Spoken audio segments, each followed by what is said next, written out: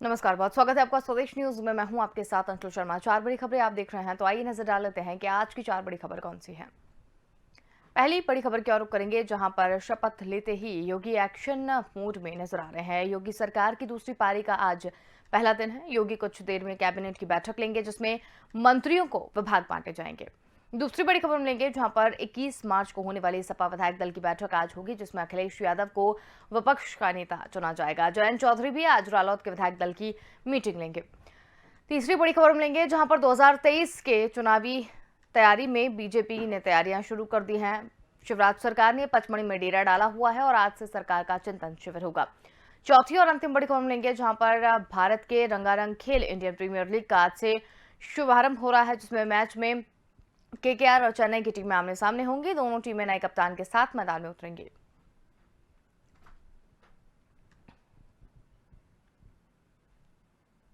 चलिए बढ़ेंगे खबर में आगे, जहां पर योगी कैबिनेट की पहली बैठक आज होगी, जहां पर गेहूं खरीदी की नीति के साथ ही संकल्प पत्र के वादों पर फैसले हो सकते हैं। योगी आदित्यनाथ ने उत्तर प्रदेश के मुख्यमंत्री के रूप में फिर से शपथ लेने के बाद शुक्रवार को लखनऊ में कैबिनेट के सदस्यों की पहली बैठक बुलाई थी और इस बैठक में योगी आदित्यनाथ ने अपने मंत्रियों के साथ दिशा निर्देश भी दिए थे। उत्तर प्रदेश में दूसरी बार मुख्यमंत्री पद की शपथ लेने के बाद योगी ने 24 घंटे के भीतर कैबिनेट की बैठक बुलाई है और योगी आदित्यनाथ कैबिनेट की बैठक कुछ ही देर में लोक भवन में होगी। और हालांकि कल शपथ लेने के बाद योगी आदित्यनाथ ने अपने कैबिनेट में सहयोगियों के साथ बैठक कर उन्हें दिशा निर्देश दिए थे, लेकिन आज की कैबिनेट की बैठक अहम मानी जा रही है, क्योंकि आज की कैबिनेट की बैठक में पार्टी के संकल्प पत्र में किए गए वादों को लेकर फैसला किया जा सकता है। और ऐसा भी माना जा रहा है कि कैबिनेट की बैठक में योगी आदित्यनाथ सरकार बड़े फैसले ले सकती है। ऐसा बताया जा रहा है कि योगी सरकार विधानसभा चुनाव के दौरान जारी बीजेपी के संकल्प पत्र में किए गए वादों को पूरा करने के लिए पहली कैबिनेट बैठक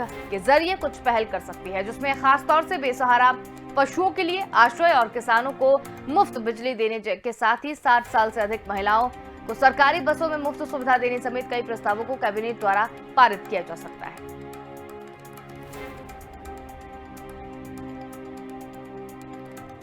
ये बड़ी खबर आपको बता रहे हैं, एक्शन में सीएम योगी दिखाई दे रहे हैं। मंत्रियों को बांटे जा सकते हैं आज विभाग। गेहूं खरीदी को मिल सकती है मंजूरी। और लखनऊ संवाददाता अविरल अग्निहोत्री हमारे साथ यहां पर जुड़ गए हैं। जी अविरल, आज अहम बैठक रखी गई है, कई मंत्रियों को आज विभाग भी बांटे जा सकते हैं, क्या कुछ अधिक जानकारी? जी अंशुल, देखिए सीधे तौर पर समझने वाली बात यह है कि उत्तर प्रदेश के 2022 के विधानसभा चुनाव में मुख्यमंत्री योगी आदित्यनाथ को जनता ने एक बार फिर से प्रचंड बहुमत से जिताकर सीधे तौर पर मुख्यमंत्री बनाया है। तो ऐसे में कल शपथ ग्रहण समारोह था, जिसको पूरी तरीके से भव्य बनाया गया था। तो इसी संबंध में जब शपथ ग्रहण समारोह संपन्न हुआ तो उसके बाद में देर शाम को जो अपने मंत्रियों के साथ में उनकी बैठक हुई। उसके बाद में तय हुआ कि जो भी जनता ने मैंडेट हमें दिया है उसके ऊपर अब सीधे तौर पर काम करने की बारी आ चुकी है। तो आज सुबह 10 बजे जो है अभी थोड़ी देर बाद लोक भवन में सभी लोग बैठक करने वाले हैं और इसके बाद 11 बजे प्रोमेट स्पीकर की शपथ ग्रहण समारोह भी होगा। तो ऐसे में जो सीधे तौर पर आप समझिए जो बैठक होगी अब कैबिनेट की अपने मंत्रियों के साथ में योगी आदित्यनाथ की, तो उसमें वो जो संकल्प पत्र उन्होंने जो जारी किया था, जनता को बताया था कि वो क्या क्या करने वाले हैं, उस पर पूरी तरीके से फोकस होगा। क्योंकि 24 घंटे के अंदर में ही ये पूरी तरीके से अनुमान लगाया जा रहा है कि मंत्रियों को पद दे दिए जाएंगे और मंत्रियों को एक्टिव होने के लिए कह दिया गया है। तो ऐसे में जब भी पूरे मंत्री जब एक्टिव हो जाएंगे तो उनको ये निर्देश साफ तौर पर मुख्यमंत्री योगी आदित्यनाथ का है कि आपको जनता ने चुना हुआ है, तो सीधे तौर पर जनता के कामकाज को ध्यान में रखते हुए ही आपको अब काम करना है। सबसे पहला फैसला वो जो गौवंश के बारे में अगर कहा जा रहा है, तो गौवंश पर भी वो सबसे पहले वो उनके आश्रय को बेहतर करने के लिए काम कर सकते हैं। सीधे तौर पर आप ये समझिए कि जो चुनावों में जो प्रचार प्रसार था, उस विपक्ष ने भी पूरी तरीके से इस मुद्दे को बढ़ाया था, क्योंकि जो गौवंश थे ये कहीं ना कहीं किसानों की फसलों को बर्बाद कर रहे थे, जिसको लेकर किसानों में भी थोड़ा बहुत गुस्सा दिखाई पड़ रहा था साफ तौर पर। लेकिन फिर भी उसको दरकिनार करते हुए भी अगर योगी आदित्यनाथ को दोबारा सरकार में भेजा है किसानों ने भी, तो योगी आदित्यनाथ की सरकार की पूरी जिम्मेदारी होनी चाहिए कि इन सभी चीजों पर लगाम लगाई जाए। किसानों का जो नुकसान हुआ है उस पर पूरी तरीके से फोकस हो। हालांकि इस पर मुख्यमंत्री योगी आदित्यनाथ और देश के प्रधानमंत्री नरेंद्र मोदी सीधे तौर पर ये बता चुके हैं कि 10 मार्च के बाद में इन जो किसानों की जो परेशानी समस्या इस तरीके गोवंश के द्वारा आई थी, इसको पूरी तरीके से सॉल्व किया जाएगा और एक बेहतर गोवंश के जो संरक्षण की बात की गई है उस पर काम किया जाएगा। किसानों के ऊपर इस बात जो मैनिफेस्टो में लाई गई थी उस पर भी काम किया जाएगा कि कहीं ना कहीं उनको जो मुफ्त बिजली देने की बात की गई थी वो कहीं ना कहीं सीधे तौर पर आज इन सब बैठकों में शामिल हो सकता है। सीधे तो महिलाओं की जो बात की गई थी, महिलाओं के जो सुरक्षा है, उनके जो सशक्तिकरण की बात की गई थी, उनकी जो भागीदारी सुनिश्चित करने की बात की गई थी, उस पर कहीं ना कहीं बात हो सकती है। युवाओं के रोजगार के लिए बात हो सकती है। तो इन सब तमाम बातों पर आज जो बैठक होगी उस पर चर्चा सीधे तौर पर मुख्यमंत्री योगी आदित्यनाथ कर सकते हैं। और जो मैनिफेस्टो था, उसके जो प्रमुख बिंदु थे, उस पर भी चर्चा रहेगी और उसको जल्द से जल्द पूरा करने के लिए योगी आदित्यनाथ जो है अपनी प्रतिबद्धता दिखाते हुए नजर आएंगे। सीधे तौर पर एक चीज और समझी जा सकती है कि किसानों के जो गेहूं और ये जो धान की खरीदी के मामले सामने आ रहे थे और जो गन्ना किसानों की बात चल रही थी, उस पर भी फोकस कहीं ना कहीं मुख्यमंत्री योगी आदित्यनाथ का सीधे तौर पर पहले दिन से ही नजर आ रहा है अंशुल। तो इस पर ये बड़ी बैठक आज होने वाली है अंशुल। बिल्कुल अविरल, लेकिन जिस तरीके से विभागों के बंटवारे की यहाँ पर बात की जाए, विभागों का बंटवारा हो जाएगा, तो उसके बाद में जिस तरीके से विकास के मुद्दे पर बात की गई थी पिछली बार, इस बार विभागों का बंटवारा किया जाएगा, तो इस बार क्या कुछ खास है? कुछ आवंटन को लेकर कुछ खास रणनीति इस बार बनाई गई है?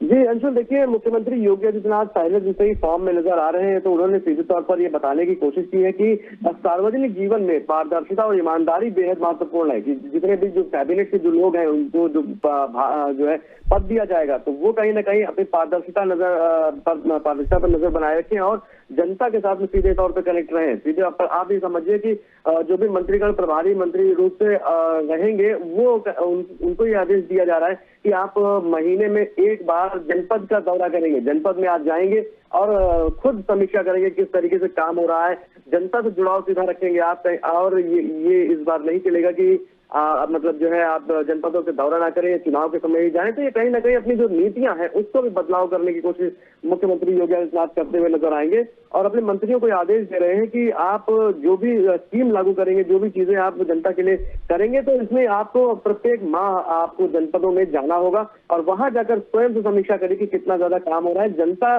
क्या डिमांड कर रही है, ताकि जो जनता ने आपको जो मैनिफेस्टो जो आपने जनता के लिए लाया था, क्या वो वास्तव में लागू हो रहा है जनता के ऊपर कि नहीं लागू हो पा रहा है, कितना ज्यादा काम हो पा रहा है। तो ये समीक्षा खुद मंत्रीगण करने के ऐसे निर्देश दिए जा रहे हैं अंशुल। सीधे तौर पर ये सब चीजें आज निकल कर आएंगी। चलिए, आप बने रहिए हमारे साथ, और भी खबर पर हम आपसे जानकारी लेते रहेंगे। बड़ी खबर आपको बता रहे हैं, जहां पर आज विभागों का बंटवारा हो सकता है और आज एक बड़ी बैठक लखनऊ में बुलाई गई है।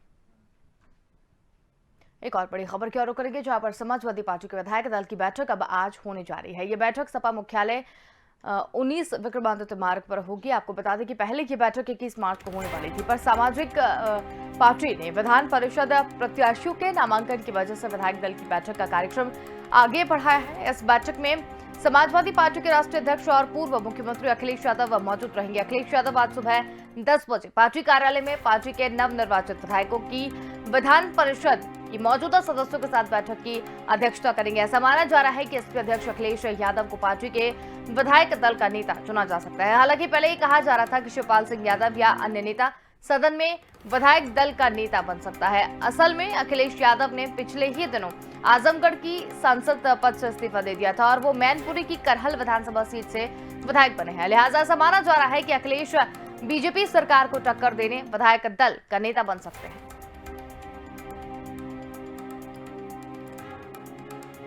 और ज्यादा जानकारी के लिए संवाददाता अविरल हमारे साथ लगातार बने हुए हैं। जी अविरल, सपा रालौद की अगर बात करें तो विधायक दल की बैठक आज है, क्या कुछ अधिक जानकारी? जी अंशुल, देखिए जिस तरीके से कल मुख्यमंत्री योगी आदित्यनाथ का शपथ ग्रहण समारोह था, तो ऐसे में अब आज आप ये समझिए कि अखिलेश यादव समाजवादी पार्टी के प्रमुख, उन्होंने भी अपने विधायक दलों की बैठक बुला दी है और सीधे तौर पर अपना विधायक दल का जो नेता है उनको कहीं ना कहीं चुना जाएगा। तो ऐसे में आप ये समझिए कि समाजवादी पार्टी के जो विधायक जीत कर आए हैं, उनका मनोबल पूरी तरीके से उच्च रहना चाहिए, ऊंचा रहना चाहिए। इसलिए समाजवादी पार्टी के प्रमुख अखिलेश यादव ने सीधे तौर पर उनको बुलाया। आप ये समझिए कि अपने जो है सांसदी से इस्तीफा देकर अखिलेश यादव ने सीधे तौर पर ये बताने की कोशिश की थी कि कहीं ना कहीं अब वो उत्तर प्रदेश की राजनीति में पूरी तरीके से सक्रिय रहेंगे। हालांकि उन्होंने जिस तरीके से 2022 के विधानसभा चुनाव में एक पूरी तरीके से जो चुनाव प्रचार था उसको एक बेहतर रंग देने का काम किया था, अपनी जो जीत है उसको सुनिश्चित करने का काम किया था और जनता को बताने का काम किया था कि अगर वो आते हैं सरकार में तो वो कितनी सारी फैसिलिटीज लेकर आएंगे, कितनी सारी योजनाएं लेकर आएंगे, जनता के लिए कितना काम करेंगे और उत्तर प्रदेश को आगे ले जाने का काम अगर कोई कर सकता है तो समाजवादी पार्टी कर सकती है। तमाम तरह की घोषणाएं की थी, उसके बावजूद भी हालांकि जो है उनका मैजिक नहीं चल पाया। इन सब चीजों को जनता ने सिरे से नकार दिया। 300 यूनिट बिजली फ्री। तो अभी फिलहाल जितने भी उनके विधायक जीत कर आए थे उन सभी का मनोबल पूरी तरीके से बना रहे। ऐसे में जो मीटिंग होनी है वो आज मीटिंग होनी है और इसमें सीधे तौर पर अखिलेश यादव बताएंगे कि आप जनता के बीच में रहकर काम करिए, जनता से जुड़ाव महसूस करिए, लगाव महसूस करिए और उनके लिए काम करते रहिए। और यहाँ पर बैठकर जो भारतीय जनता पार्टी के विपक्ष के रूप में जो अखिलेश यादव बैठेंगे तो वो कहीं ना कहीं पूरे 5 साल अब इन सब चीजों की समीक्षा करेंगे और समीक्षा करने के साथ ही भारतीय जनता पार्टी द्वारा किए जा रहे कामों में जो कमियां होंगी वो बताते रहेंगे और विपक्ष की एक बेहतर भूमिका निभाते हुए नजर आएंगे। उधर तरफ ही आप ये समझिए कि जो राष्ट्रीय लोकदल के प्रमुख जयंत चौधरी हैं उन्होंने भी अपनी बैठक बुलाई हुई है। तो उनके जो भी विधायक हैं सीधे तौर पर वो सारी की सारी जो एक कंबाइंड सिस्टम चल रहा था तो उस पर भी उनकी रालोद की भी एक बैठक है और वो भी अपने विधायकों के साथ में बैठकर चर्चा करेंगे। और कहीं ना कहीं आप ये समझिए कि जो उनके उधर जीत कराए हैं उनको भी जयंत चौधरी संबोधित करेंगे और बताएंगे कि किस तरीके से आगे की रणनीति तय करनी है, क्योंकि 2024 का भी जो चुनाव है उस पर भी पूरी तरीके से अब फोकस करने की बारी आ रही है। तो ऐसे में जो जनता के बीच में जो मुद्दे हैं उनको उठाना पड़ेगा और जो तमाम विकास कार्य है, बेरोजगारी है, सड़क, स्वास्थ्य, शिक्षा है, इन सब मुद्दों को लेकर भारतीय जनता पार्टी को फिर से घेरने का काम करेंगे। तो आज ये जो अहम बैठक है इस पर भी पूरी तरीके से फोकस रहेगा और अखिलेश यादव अपने जो उनके जो विधायक जीत कराए हैं उनको इन सब चीजों से संबोधित करेंगे और बताने का काम करेंगे कि आप पूरी तरीके से काम करते रहिए। अंशुल, अविरल, जिस तरीके से देखने को मिला है कि ये सपा रालोद दोनों की ही बैठक यहाँ पर थी और विधायक दल के जो नेता चुने गए हैं वो अखिलेश यादव चुने गए हैं, तो उनके ही नाम पर मुहर क्यों लगी? क्योंकि बहुत सारे और भी चेहरे थे जिनके ऊपर लग सकती थी। देखिए, सीधे तौर पर आप ये समझिए कि समाजवादी पार्टी के प्रमुख इस समय अखिलेश यादव हैं और आप ये समझिए कि उनके चाचा शिवपाल यादव भी उनके साथ में गठबंधन पर रहे। कहीं ना कहीं उन्होंने जितनी सीटें मांगी थी वो सीटें भी मिलना मुश्किल हो गया था उनको। और इसके बाद में जो उनके गठबंधन दल थे, जैसे यूपी राजभर की अगर बात करें, सौम्य प्रसाद मौर्य की बात करें, ये सारे लोग जो समाजवादी पार्टी में शामिल हुए थे, जयंत चौधरी शामिल हुए थे। तो कहीं ना कहीं समाजवादी पार्टी के ऊपर में ये ग्राफ नजर आ रहा था कि समाजवादी पार्टी में ही ये सारे लोग शामिल हुए थे। तो इस वजह से कहीं ना कहीं जो नेता होंगे, जो अपने दल के नेता होंगे समाजवादी पार्टी में, तो इनको नेता इससे चुना जाएगा क्योंकि यही पूरी तरीके से लीड कर सकते हैं। ऐसा सभी पार्टियों के जो नेता हैं वो ऐसी तरीके से अपनी जो है बात रखते हुए नजर आ रहे हैं। तो इसी वजह से सीधे तौर पर समझा सकता है कि जो चुनाव प्रचार रहा था उसमें अखिलेश यादव का पर ही पूरे तरीके से फोकस किया गया था। और सीधे तौर पर आप ये समझिए कि जो मुख्यमंत्री पद की दावेदारी थी वो भी इन गठबंधन दलों से निकलकर सीधे तौर पर अखिलेश यादव को मुख्यमंत्री बनाने की थी। तो ये सारी जो समीकरण जो बिठाया गया था तो ये अखिलेश यादव को ही सीधे फेस पर रखा गया था, फ्रंट पर रखा गया था कि अगर समाजवादी पार्टी और गठबंधन दल की जो सरकार है वो बनती है तो अखिलेश यादव को ही जो है मुख्यमंत्री बनाया जाएगा। तो ऐसे में अखिलेश यादव पर ही फोकस पूरी तरीके से रहा। तो ऐसे में अब जो नेता चुने जाएंगे विधायक दल के तो वो अखिलेश यादव को ही सीधे तौर पर रखा गया है, क्योंकि लोगों को लगता है, इनके जो गठबंधन दल है उनको लगता है कि अखिलेश यादव बेहतर तरीके से अपनी बात रख सकते हैं और जो गठबंधन है उसको आगे बढ़ाने का काम कर सकते हैं। तो यही एक कहीं ना कहीं कारण हो सकता है कि अखिलेश यादव का ही चेहरा बिल्कुल सामने और सीधे रखा जा रहा है। अंशुल, चलिए अविरल, बहुत धन्यवाद हमारे साथ में जुड़ने के लिए और तमाम जानकारी हमारे साथ साझा करने के लिए। बड़ी खबर आपको बता रहे, सपा रालोद विधायक दल की बैठक यहाँ पर हुई है जिसमें विधायक दल का नेता अखिलेश यादव को चुना गया है।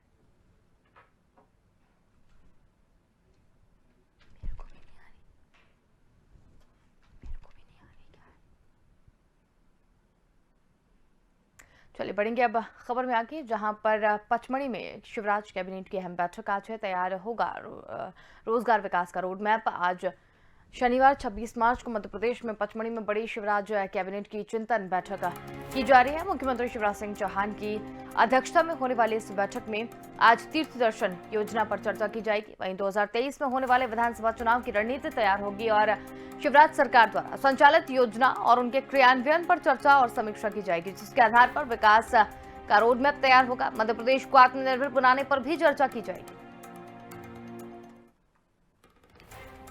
बड़ी खबर आपको बता रहे हैं,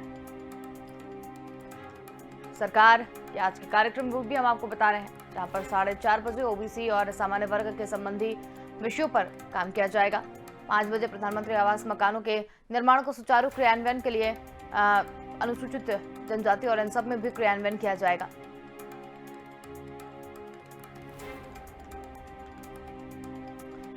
तो इसकी बड़ी खबर हम आपको बता रहे हैं। मध्य प्रदेश को आत्मनिर्भर बनाने पर भी चर्चा की जाएगी। अहम बैठक आज रखी गई है। शाम को 7 बजे मुख्यमंत्री का संबोधन होगा और पचमढ़ी में सत्ता का मंथन आज देखा जा रहा है। बड़ी खबर आपको बता रहे हैं, सत्ता का मंथन आज देखने को मिल रहा है। आज और कल 2 दिन होगा चिंतन शिविर का आयोजन। आज मुख्यमंत्री मंत्री समूह को संबोधित करेंगे।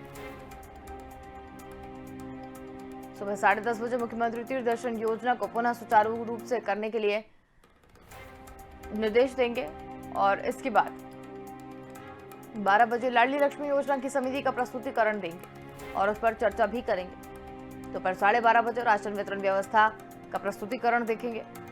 और ज्यादा जानकारी के लिए संवाददाता विवेक राणा हमारे साथ यहाँ पर जुड़ गए हैं। जी विवेक, आपसे जानना चाहेंगे, आज 2 दिन का चिंतन शिविर का आयोजन पचमढ़ी में किया गया है और एक बड़ी बैठक का आयोजन भी शिवराज कैबिनेट की बैठक आज है, क्या कुछ अधिक जानकारी?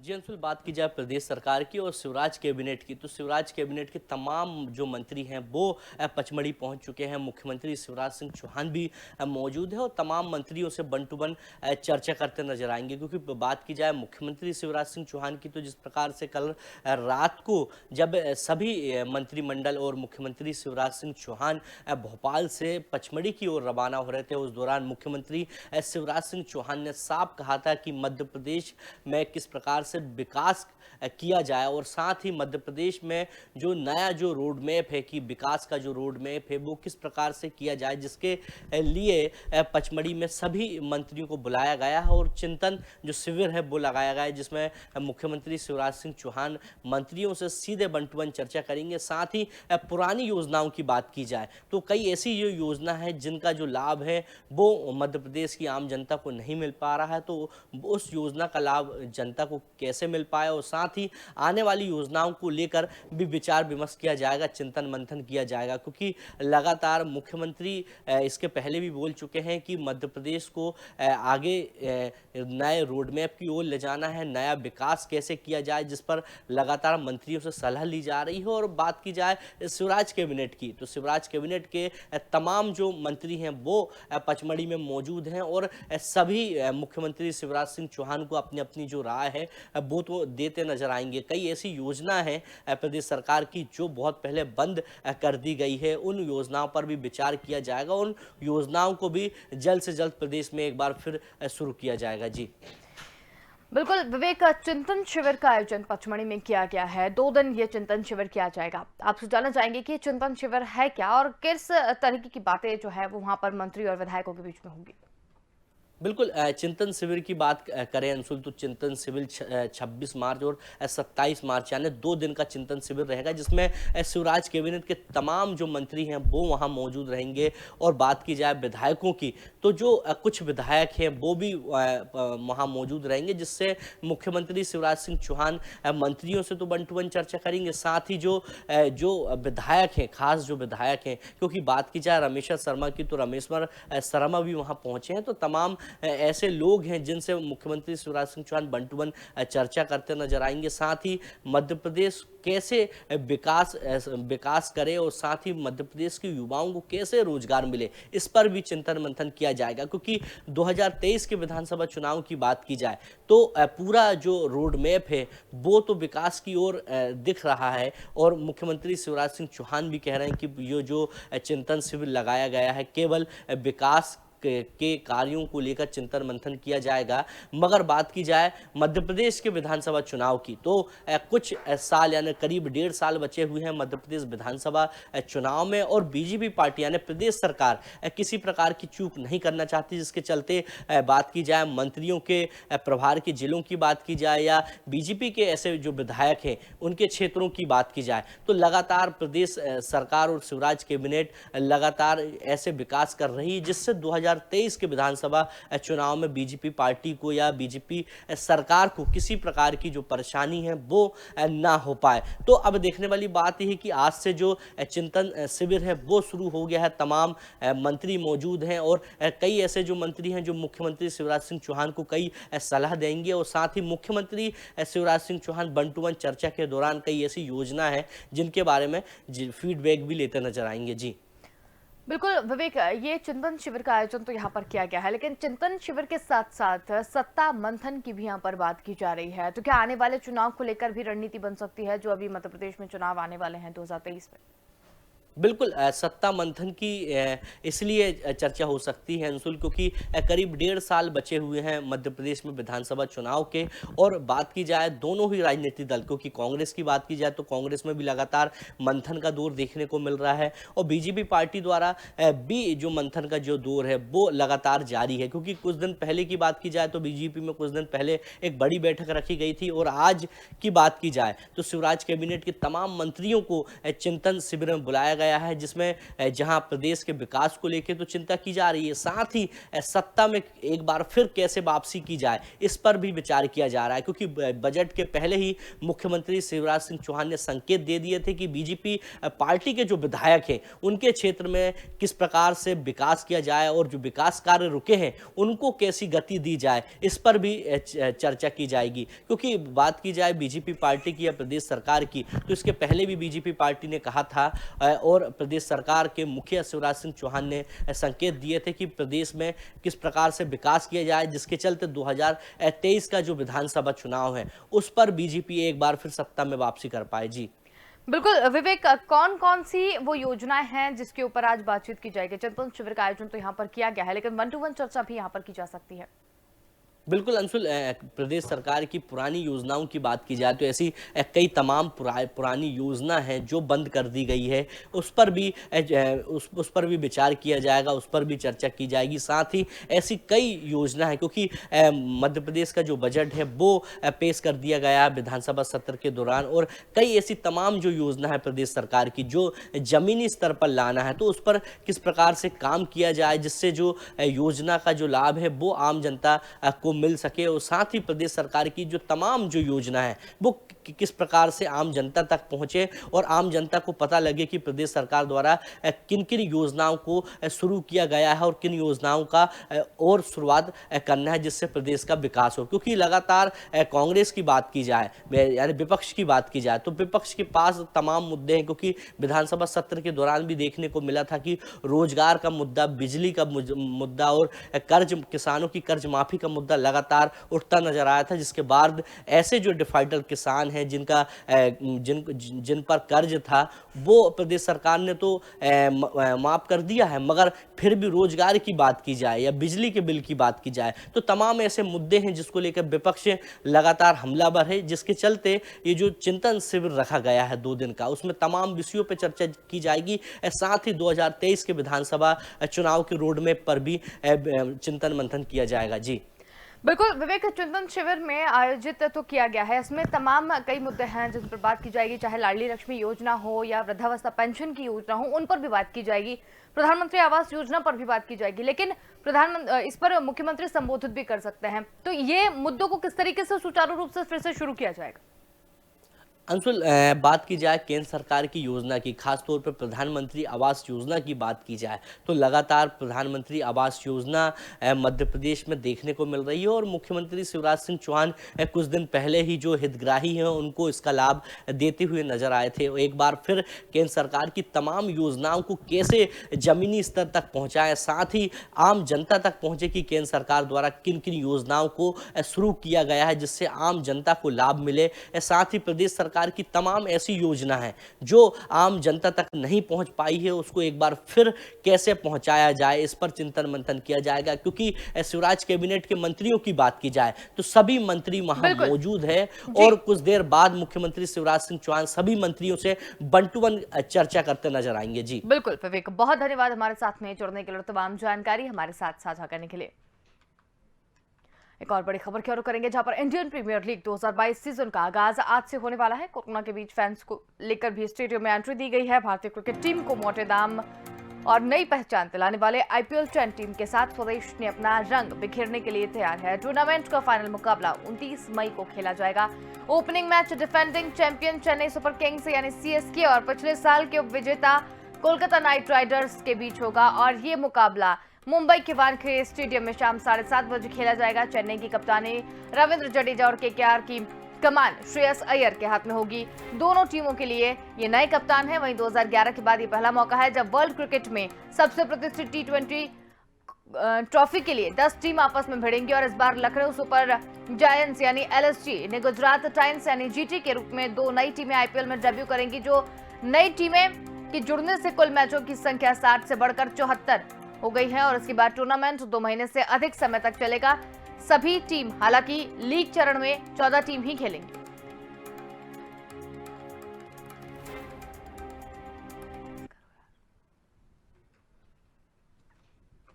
और फिलहाल के लिए इस बुलेटिन में इतना ही। देखते रहिए स्वदेश न्यूज, क्योंकि सबसे पहले देश।